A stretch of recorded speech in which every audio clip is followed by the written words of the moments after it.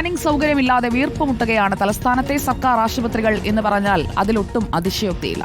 സ്വകാര്യ സ്കാനിംഗ് കേന്ദ്രങ്ങളാണ് ഗർഭിണികൾക്ക് ആശ്രയം.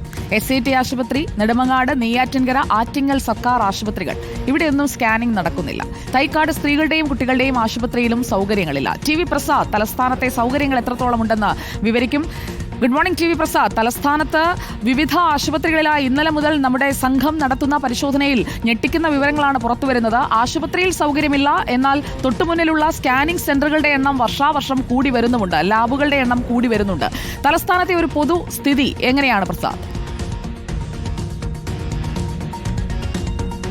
സുജാതെ, നമ്മൾ ഇന്നലെ വൈകുന്നേരം ഇതേ വിഷയം തന്നെ സംസാരിച്ചതാണ്. നമ്മൾ ഇന്നലെ സ്ത്രീകളുടെയും കുട്ടികളുടെയും ആശുപത്രി, SAT, അതുപോലെ നെടുമങ്ങാട്ട്, ഈ 3 സ്ഥലങ്ങളുടേതാണ് ഒന്ന് പ്രാഥമികമായി പരിശോധിച്ചതെങ്കിൽ ജില്ലയാകെ നോക്കുമ്പോൾ ഈ സ്ഥിതി വലിയ കഷ്ടമാണ് എന്നുള്ളതാണ്. കൂടുതൽ ഇതിനെക്കുറിച്ച് അന്വേഷിക്കുകയും പഠിക്കുകയും ചെയ്യുമ്പോഴാണ് സുജിയ ഇത് എത്രത്തോളം ദുരിതമാണ് എന്ന കാര്യം മനസ്സിലാക്കുന്നത്. അതായത് നമ്മൾ ഇന്നലെ പറഞ്ഞല്ലോ, തൈക്കാട് സ്ത്രീകളുടെയും കുട്ടികളുടെയും ആശുപത്രിയിൽ ഒരു ഡോക്ടർ മാത്രമാണ് ഈ പറയുന്ന സ്കാനിംഗ് ചെയ്യാനുള്ളതെന്ന്.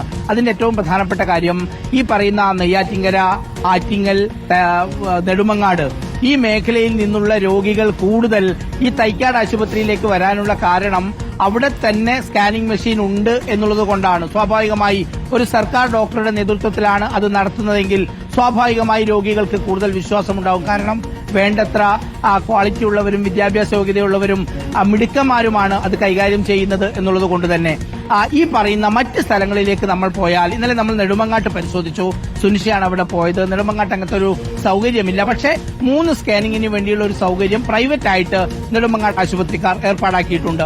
നമ്മൾ ഇന്നലെ SATയിലെ കാര്യം പറഞ്ഞു. അവിടെ കണക്കുൾപ്പെടെയുള്ള വിവരങ്ങൾ റോഷിപ്പാലിന്റെ കയ്യിലുമുണ്ട്. നെയ്യാറ്റിൻകരയിലും ഇത് തന്നെയാണ് അവസ്ഥ സുജിയ എന്നുള്ളതാണ്. ഈ ഒരു പ്രശ്നം പരിഹരിക്കണം എന്നുള്ളത് കൊണ്ടാണ് തുടർച്ചയായി നമ്മളിത് പ്രേക്ഷകരിലേക്ക് പറയുകയും ചെയ്യുന്നത്.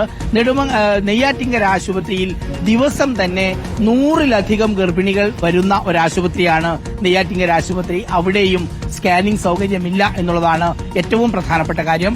അത് തന്നെയാണ് ആറ്റിങ്ങലിലെയും അവസ്ഥ. ആറ്റിങ്ങൽ സർക്കാർ ആശുപത്രിയിലും, ഇതെല്ലാം ജില്ലാ ആശുപത്രി നിലവാരമുള്ള ആശുപത്രികളാണ് സുജിയ. ആറ്റിങ്ങലിലും ഇത് തന്നെയാണ് അവസ്ഥ. അവിടെയും സ്കാനിംഗ് സൗകര്യമില്ല. പുറത്തുള്ള സ്വകാര്യ ലാബുമായുള്ള ഒരു എഗ്രിമെന്റ് 3 എണ്ണം മാത്രമാണ് അത് എടുക്കാനും കഴിയുക.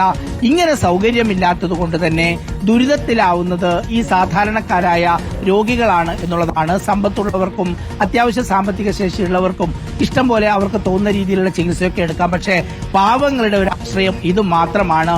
അങ്ങനെ ഒരു ആശ്രയത്തിലേക്ക് ഇവർക്ക് പോകണമെങ്കിൽ അതിനുള്ള സംവിധാനം സർക്കാർ ഒതുക്കിയേ മതിയാകൂ എന്നുള്ളതാണ്. ഇപ്പോൾ സ്കാനിംഗ് മെഷീൻ ഉള്ള സ്ഥലത്ത് ഒരു ഡോക്ടറെ കൂടി പോസ്റ്റ് ചെയ്യാൻ വേണ്ടി കഴിഞ്ഞാൽ അത് വലിയ സഹായമാവും രോഗികൾക്ക്.